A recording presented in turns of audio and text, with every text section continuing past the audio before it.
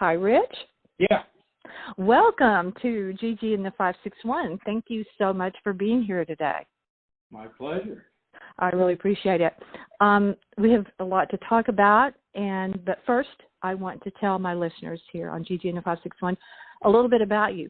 So if you have some coffee ready, everyone, grab it, because it's going to take me a second here. Well, you also need to mention our time in Fort Worth and all that. Yeah, absolutely. Rich Heiland, my guest today, is a former newspaper reporter, editor, and publisher. He was part of a Pulitzer Prize-winning team. He taught journalism at Western Illinois University and leadership at Woodbury College in Vermont. For nearly 20 years, he operated an international consulting, speaking, and training business specializing in customer service, general management, leadership, and staff development for clients such as New York Life, General Motors, Apple, Honeywell, Hewlett-Packard, Applied Materials, the American Red Cross, several banks, the hospitality area. He was a Kleinman Performance Network facilitator and consultant for over 15 years. He currently lives with his wife in Huntsville, Texas, which is just north of the greater Houston area. Okay, now I'm worn out, Rich. Yeah, you might add in Huntsville, Texas, where we're having an ice storm, and a lot of people don't have power and water. Welcome to the third world republic of Texas. Texas is in the news a lot, and all for the wrong reasons. Yep. We're moving March 4th to Westchester, Pennsylvania. Do you think you'll be thawed out by then? Well, actually, yes. And as I like to tell people, we're leaving the Confederate States of America to go back to the United States of America. So I hope that doesn't offend any listeners. No, our son lives in Westchester, so we're in the middle of old age downsizing and relocating. It's a big job. Moving is huge, and trying to decide what to take, what not to take. As I just obviously revealed in my introduction, your career has so many paths, and you have gone and you've had such a fantastic journey, and our time together. I'm not even going to say how long ago that was, right? That I will just say to the listeners that I was fortunate enough to be in a group being trained by my guest today, and I have to say the training and just the principles that you shared with me today, and I in business and in life, and I have continued to utilize those, Rich, and to share those with many others. So I was a people that listened and really paid attention, but that's just who you are in your life. And anyone that wants to Google this man, please do so. Rich Heiland, Heiland, because you have written some astonishing pieces, and I want to start with one very significant in 1975 in Xenia, Ohio. Did I say Xenia right? Yeah, it was actually, the tornado was April 3rd, 1974. Okay. Which was a Wednesday afternoon. It hit at 4:41 p.m. Not that my memories are that vivid, but... Sounds pretty good to me. That story, I actually read it on the Pulitzer page, is something that gave me chills. Your writing of your experience that day, Rich, where you were working for the paper, you were in it, you were actually in the tornado, but more importantly, your family really, it was a case of you didn't know what you were going to find, and your house had such destruction, but your family was okay, and it's just a wonderful piece. Well, thank you. That was that was kind of a singular experience, and one that when I got up that morning, I certainly never anticipated. And you're right. I was at the newspaper office. My wife who was just getting ready to enter law school the next fall, was at home with our kids. Our daughter was, I think, 4.5, and our son was 6 weeks old. And I knew the tornado was coming, and I called and warned them, and they got into the utility closet in the middle of our small starter home, slab home. And Connie laid on top of both kids, and a lot of the house blew away, but because I had sent them to short wall construction, which is a tip if you live in the slab, if you have a tornado warning, go to short wall construction areas because they tend not to whip around in the wind. And they survived. But when I had to walk about a half mile when I finally got home a couple hours after the storm, and I saw the house, and I just stopped. I just assumed I'd lost my family, and then I just remember a neighbor yelling, "They're okay," and they were at a neighbor's house. And so after that, the rest of it was pretty easy, not easy to bear, but once I saw they were okay, then I could kind of focus on getting back to work. And the article you mentioned was, we drove them down to my folks' house in Wilmington, Ohio, which was about 20 miles away, and I came back, and we had no power. We'd lost the third floor off of our newspaper building and the roof, and the press crew was up there. We couldn't print. They were up there stringing tarps, and I wrote that story in the newsroom with a flashlight, a candle, and an umbrella over my shoulder with rain coming in on a manual typewriter. Which Rich. Wow. Which is interesting because we could work without electricity, because this was back in the dark ages of manual typewriters. Yeah. I don't know that we could have published the paper as effectively as we did today, because we typed all our stories and drove them to a sister paper about 40 miles away and had them printed and then brought back. And so we actually hit the streets on time the next day. Unbelievable. I don't think I said the name of the paper. It's the Xenia Daily. The Xenia Daily Gazette. And I do want to stress that, I kind of gently correct people when they say I won a Pulitzer Prize, because while I did a lot of the lead writing, and it tends to be viewed as a journalism award, when we accepted it as a paper, we accepted it on behalf of all 75 full and part-time employees, because everybody added. I mean, I mentioned we had the press crew up on the roof hanging tarps because they didn't have a press to use. Ad reps were out finding out what businesses were still around. Our circulation department was out finding out what neighborhoods were around. So, everybody, it just shows what happens. We had phenomenal leadership. We had a great publisher, a great editor. So it really, you've heard in the old days me talk about the power of teamwork and bringing people together.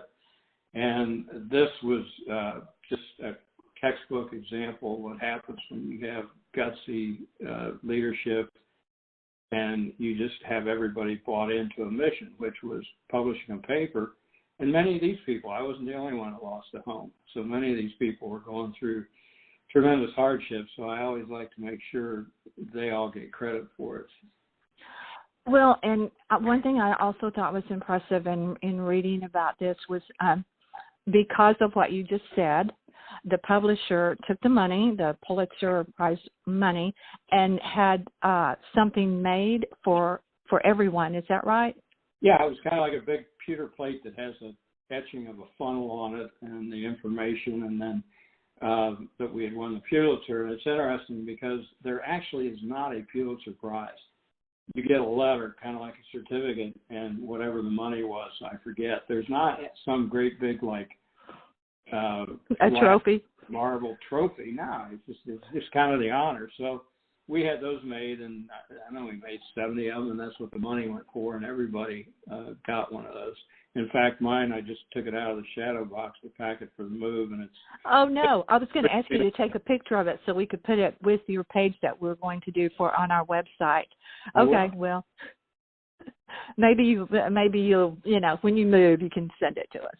One addendum to that story that I love, the dog, Baron, was missing. The dog was missing, but tell us what happened. We got him back about 2 weeks later. He was a Doberman Pinscher, great dog, and he apparently just survived in the neighborhood. Our dog catcher at the time was a guy named Henry Pant, P-A-N-T, which we thought was fitting. And I was sitting yeah, it is. I was sitting in the newsroom, and I heard over the police scanner, I heard Henry say, hey, get a hold of Rich at the Gazette. I think we got his dog out here, and he gave the address. So I hopped in I had a VW Bug at the time, and I hopped in that and drove out. And my dog actually heard the bug. He knew the car. And he came running over, and he's a little skinny, and some of the people out there said he would not come to him because one of the things one other part of my past was I worked for a dog training school, and I still do kind of train dogs for people. And I had him trained not to accept food or anything from anybody but family. It's a way to prevent your dogs from being poisoned. Uh-huh. And so people would put food out on slabs and then leave. And he would come over later and get it, but he wouldn't go to anybody. Oh, good training. So he survived. Well, I loved that part. I loved that part of the story. I want to talk a little bit, if you don't mind, if you will. This piece was like a 29-pager, but the gift, vision, hope, and life beyond COVID, and I encourage people to go and find it. But one thing that I liked in particular in the introduction to that of the gift, and I want to read it to everybody because I think it says so much in a few words. The Chinese use 2 brush strokes to write the word crisis. One brush stroke stands for danger, the other for opportunity. In a crisis, be aware of the danger, but recognize the opportunity. And that is a quote by John F. Kennedy, the 35th President of the United States. And I thought that so significant right now. But this piece that you wrote, The Gift, is, I think it's very helpful. And I thoroughly enjoyed reading it. How did you come up with so much? I mean, it has real meat to it. Well, I think part of it is you sit around and feel sorry for yourself and contemplate how awful life is, because of everything you're being deprived of. And then you go, oh, wait a minute, come on. I've got a lot more than a lot of other people. And we went to Africa over Christmas, and to basically a third world country where our daughter works at the U.S. Embassy. And so when you really look at that stuff that other people go through, you think your life's not that bad. And so one of the things that, I was thinking about when COVID was I've really gotten some positive things out of it. I've spent more time with my wife uninterrupted than I probably have at any stretch during my life. I've come to value friends, even if I'm only getting with them on the phone and everything. And I did mention, the fact that I've had depression and I've coped through medication, counseling, and meditation and everything. Mm-hmm. And I kind of came to the realization that what I've done in the past, it doesn't work during COVID. I mean, I'm an old guy. I'm 74 years old now. And so I just decided to be a realist. So in 2021, I just said, okay, I'm going to insulate myself in a positive and kind of selfish way from situations where I know there's a potential to end up being a person who doesn't add to life. And it's part of why we're moving, just to get into an environment where we can take care of ourselves. A friend of mine has a process that he does called clarity, and one of their concepts is something called sacred selfishness. And that's the time that you take to work on yourself to make sure that you're okay, because if you're not okay, you're really not of much use to anybody else. So you're not being selfish when you take care of yourself. You're actually being giving. And so my whole thing with COVID was just kind of a reflective thing, since I had all this time to think, that, yeah, life can still be pretty good, but even at our age, you kind of have to take charge of life to make that happen. And right. we thought we would spend all of our days in Texas. There, in spite of my comments politically, there's a lot we love about this state. We really like a lot about Texas. It's an amazing place. And so we never thought we'd leave, but here we are, packing up to leave. And part of that was just kind of this looking at everything about COVID and what was happening to people and realizing, kind of revisiting what is important to us, at least at this point in life when, we're not dead yet, but we know there's an end line out there now. It's not like 30 years ago when you're going to live forever. Yeah. And so it was just kind of a lot of reflection and realization that, if we wanted to live a certain way, when this all was past us and we can get out and go again, we needed to kind of take charge of that. Well, I encourage everyone to read it because it's, and at the end, we'll talk about how people can find a lot of your stuff because it's all good. It's all excellent. And I really think now more than I think really in my lifetime, it's just been this last year has just been, like you just said, it's been so different and a time to reflect on really what is important and it's kind of what makes you tick. And one of the things that I like so much about your work and just what you like many, many years ago when I sat in a class and was fortunate enough to learn from you, the core values that you speak of and how we live by those core values and your primary aim of compassion and honesty and creativity and sharing, your personal roadmap. And I'm I'm paraphrasing you here, but I think that just stands out so much now to me more than ever. And so that's why one of the reasons I really appreciate you coming on, because I happen to think all of that it's more important. It's not about the big house that you have or the car you drive or anything else. It's what you believe in yourself and kind of I think it's one thing that you said about someone asked you if something went against your core values, would you quit a job and get up and leave? And your response to that was excellent because you said, no, I wouldn't necessarily do that at that moment. Again, I'm paraphrasing. Thank you for your patience about that, Rich. But you would be working toward it. You would be working toward that door. And I just thought that was such a great way to put that because you weren't going to stay there forever if it really went against you. And I think in so much of your writing, and you do put yourself out there, and some of the things that you write, you will get blowback on. I've read a few of the comments politically that you will write something and then you will get criticized for that, and you handle all of that so beautifully and tactfully, and I appreciate that in you.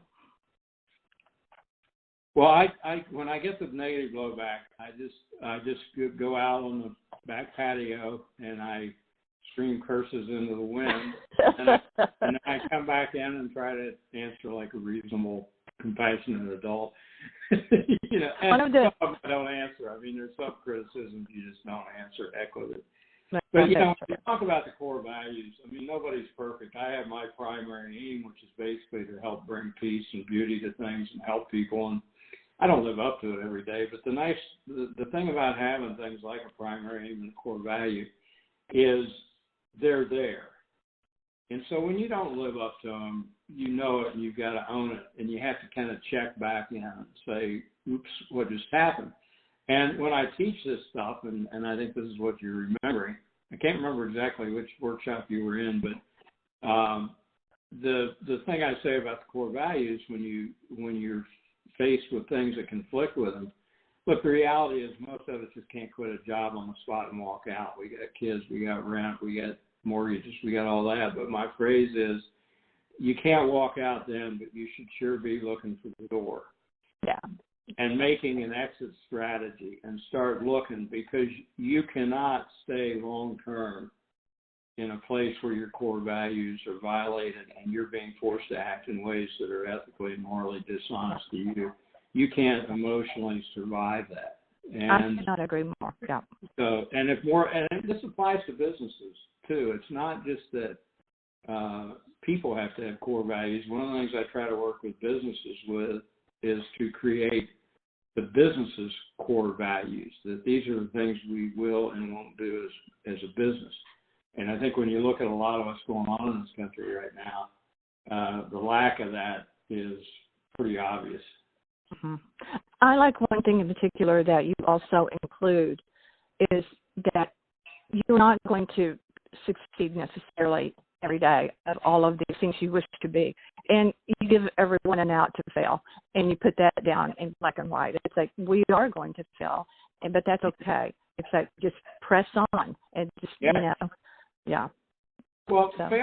Failure's okay, and making mistakes is okay. When I used to do job interviews with people, there'd come a point after I had them kind of relaxed and thinking I was a nice guy, where I'd ask a loaded question. I'd say, okay, I want you to tell me about the absolute worst time in your life that you screwed up, the biggest screw up where you did something so wrong that it was like, oh my God, how am I going to get out of this? And if somebody looks at me and says, I can't really think of anything that bad, the interview is basically over because, one, I'm going to assume they're lying. Mm-hmm. I don't hire liars.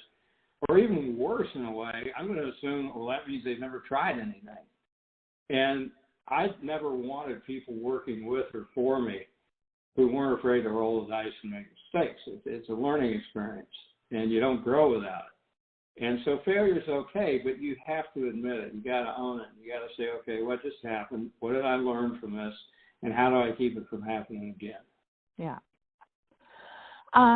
If you will, talk just a little bit about another thing that I found very, very compelling that you wrote. Well, you wrote before a paper, When Disaster Strikes. Yes. With Judith Lee, who is a Kleinman director.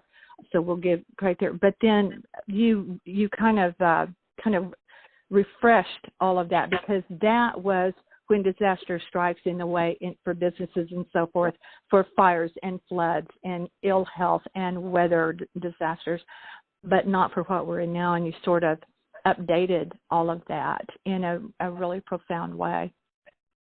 Yeah, well, it's businesses a lot of times don't have plans, and we did a program with Kleinman several years ago, and this is what you're talking about, where there's a guy that actually created this program, but he wasn't a real great presenter, so we took it with his permission, modified it, and I did the presentations and wrote the thing with Judith. And basically, it's not just preparing for disasters, it's preparing for, like, death.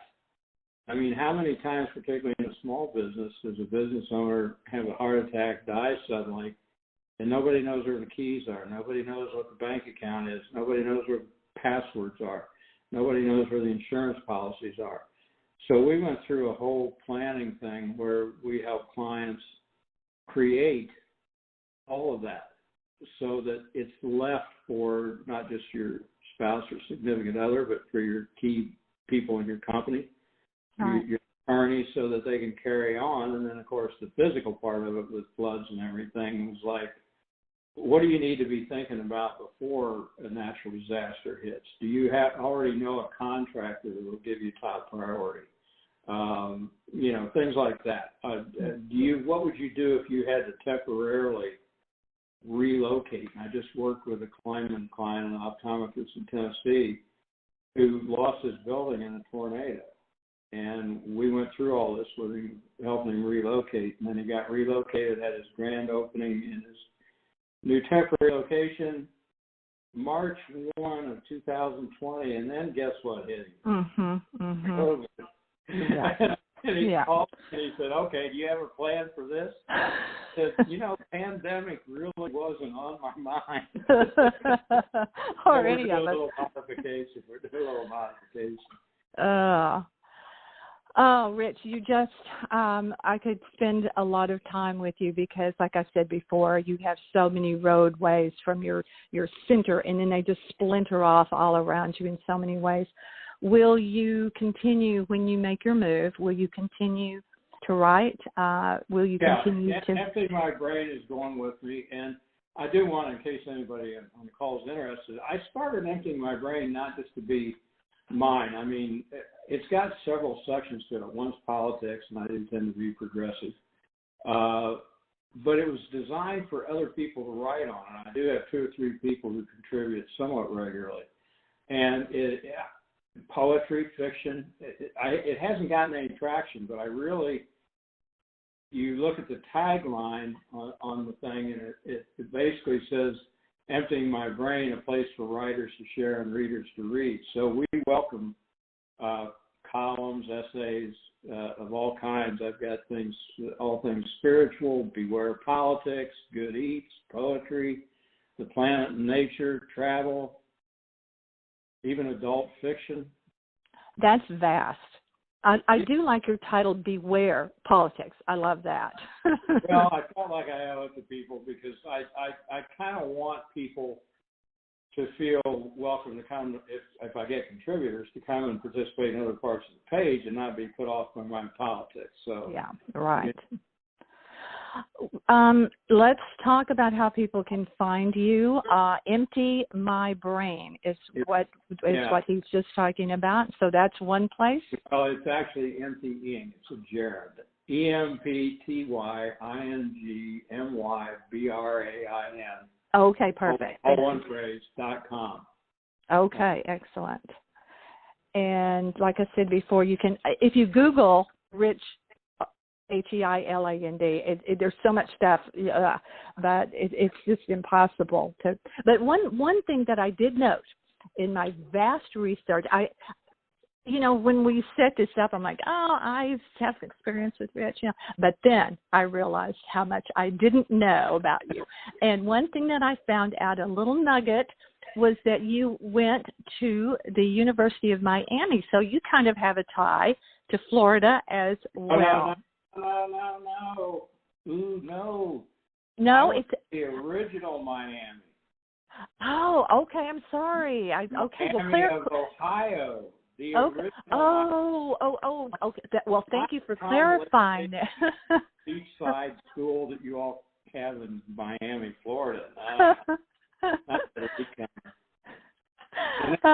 Didn't graduate. I partied a lot, and I actually ran a business full time at a rock and roll bar in college. So I never really graduated from Miami, even after 4.5 years. And I graduated from small Quaker school, Wilmington College in Southern Ohio. All right, Rich, what you just said, you must promise me to come back after you get moved and settled and talk about this, rock and roll bar that you did in Ohio. Actually, I learned a lot of my management and marketing stuff. It was like a phenomenal business education.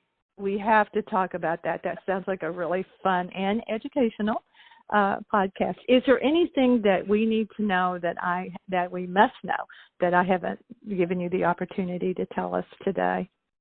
No, I'm still trying to rack my brain exactly what workshop you were in. Compression planning. Okay. Yeah. Where were you when you went through that? Yeah, I was at a newspaper in Fort Worth. Okay, that's what I thought. And I was trying to remember who all I did it for in those days. Yeah. And then you and I worked together again on another management thing for a newspaper. Yeah. That. Mm-hmm. Yeah. The one I was in, and it was great. I think it was held in Dallas, though, I believe. Anyway, right. I learned so much, and I have never forgotten it. It really did stick. So you're very effective in that, because I could just get up. I need to take a phone call, and I didn't do that. You're very, very good. Thank you, Rich, for being here. I know your things are the weather, and you have your move, and you're very gracious to take the time and to agree to doing this podcast. So thank you so much. A wonderful break. I really can't get outside, and I'm tired of packing boxes, so it's been a nice break. Thank you again. I want everyone, all my listeners, to stick around. All the podcasts from behind. You want to rewind back to, you want to listen in on Chris Costello, Lou Costello's daughter. Her podcast has already dropped, so rewind back there. You also want to listen in to Jeff Cause. If you didn't get a chance to listen to him, he is so interesting, and he's going to tell you all about his THC and CBD products. And he's the brother to the famed musician Dave Cause. It was a wonderful podcast. So my guests for the last January, February have been also interesting, including mine today, Mr. Rich Heiland. You can find everything on Spotify, Pandora, iTunes, our website, northpalmbeachlife.com. They're always there. We're on so many platforms, so just type in Gigi in the 561 and something will come up, and you'll be able to listen to all these. As well, Gary, my partner in crime, makes a page for all of our great podcasters so you can see what they look like when you listen to the podcast. I threw that in there on Rich. He doesn't know. We're going to put his picture out there. Don't forget to find us on YouTube. We have a YouTube channel and all these great podcasts, not just mine. When I do them alone, they don't, but my great guests go out there on YouTube, so you can find all of them as well. Go to northpalmbeachlife.com. There's a whole lot of stuff there besides my podcast. I appreciate you for being here. Stay tuned.